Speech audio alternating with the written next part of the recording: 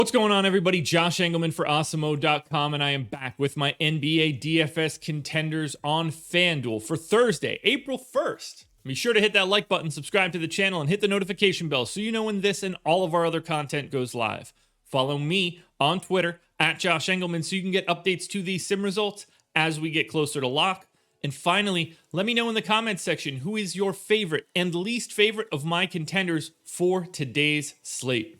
We're rounding out the bottom of my top 10 with PJ Washington. Yeah, we're doing that again. Kawhi Leonard, Trae Young, Gordon Hayward, and Bradley Beal if he plays. Who will be my favorites? My top 5 plays for today? It is time to find out. First up at number 5, we're going to JERAMI Grant, power forward eligible, just 6,600, projected for 35. The goal is 45. He's in the optimal lineup 26% of the time. Grant had a bit of a breakout game last night. I wish that I could have had a little bit more, but I'm going to go back to him today. 1.06 fantasy points per minute, 33 minutes, 29% usage. We're talking about 22 points, 5 boards, 2 assists, 2 stocks, and a massive pace-up spot against the Washington Wizards. The Pistons, I'm lost. I'm going to keep it going. We're going to keep it going. The Wizards are the fastest team in the league by a mile.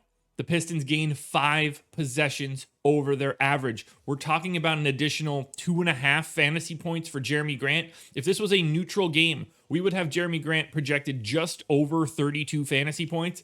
By giving him an extra 2+ points, that is enough to take him into the number 5 spot. That's what the impact of playing Washington is. Everybody looks better, clear across the board, because you're just going to have more opportunities to accrue fantasy points. Next up at number 4, we're going to Ben Simmons, point guard eligible, 7,900, projected for 43. The goal is about 50. He's in the optimal lineup 32% of the time. Now, Ben Simmons has been terrible for the past month, basically a fantasy point per minute, but I just cannot project him like that. The rates for the season just don't look like that for Ben when Joel Embiid is off the floor.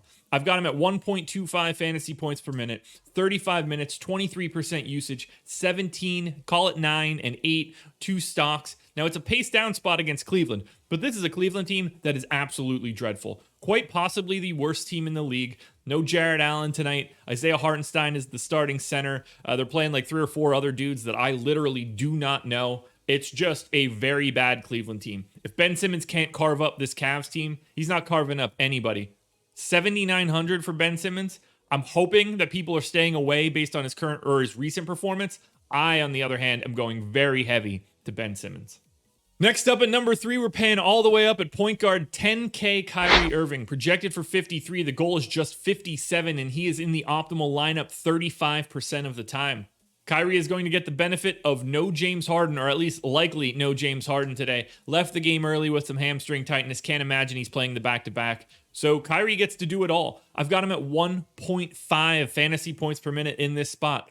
34% usage, which could actually be higher. 30 real points, 9 assists, 5 rebounds. You could even get a steal. Pace neutral against Charlotte, but it doesn't really matter. KYRIE Irving takes a monster bump in everything with James Harden and Kevin Durant off the floor. This one is not hard for me to see here. Kyrie is going to take as many shots as he wants, and he's going to dominate. And for someone that could score 30 real points as a median outcome, what if he just has like a slightly decent shooting night? 40 real points is very much on the table. 60 fantasy points, very clearly on the table.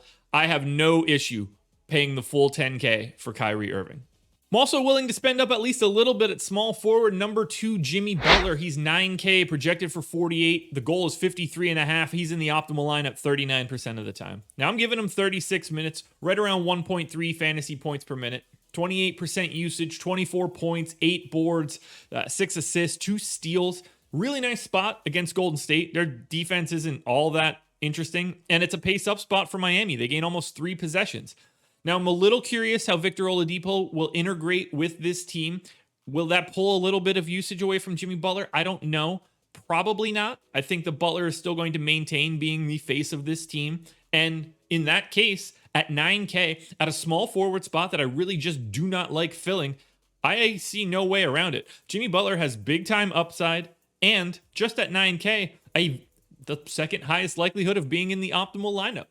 Don't overthink it. Jimmy Butler's the play today. Now, before we get to that number one spot, one last reminder, hit the like button, subscribe to the channel, hit the notification bell so you know when everything goes live. Head on over to Twitter, follow me at Josh Engleman so you can get the updates to these sim results as we get closer to lock. And then finally, let me know in the comments section who's your favorite and least favorite of my contenders. And if you don't see your favorite contender for this slate, let me know who it is. I want to know what I'm getting wrong. Easiest decision on the slate coming here. Power forward eligible Isaiah Hartenstein is the number one contender on today's slate. He is 4K and by all accounts the only legitimate center on the entire Cleveland Cavs roster that can play today. They used to have too many. They were playing two of them at the same time at one point. Now, Jared Allen out. Andre Drummond shipped out. JaVale McGee shipped out. Kevin Love might play today, but he's played like 12 minutes in the past 2 months, so it's not like he's just going to be soaking up tons of playing time for a team that's going absolutely nowhere. I'm giving Hartenstein 26 minutes at about a 1.1 fantasy points per minute. 18% usage, 10 points, 9 boards, maybe a block and a half. It's actually a pace up spot against Philadelphia, and luckily for them, there's no Joel Embiid here. I don't really see a different direction to go. Even if he was center eligible, he would still look incredible. But the fact that you could roster him at power forward at 4K is just a no-brainer. I assume he starts. If something weird happens and he doesn't, he will clearly fall at least a little bit. But a starting Isaiah Hartenstein at 4K is 100% the number one contender on today's slate. Alrighty, folks, that will do it. Those are my NBA DFS contenders on FanDuel for Thursday, April 1st. April Fools, this isn't the real video. No, I'm just kidding. It's clearly the right video. Why would I want to do that? That wouldn't be worth the time at all. Anyway, I'm on the strategy show with Adam Kaufman today, so come check that out. Process show is already in the books. No live before lock for me today, so keep your eyes peeled for the updates later today. Good luck today. Enjoy your MLB opening day, and I'll talk to you guys again tomorrow morning.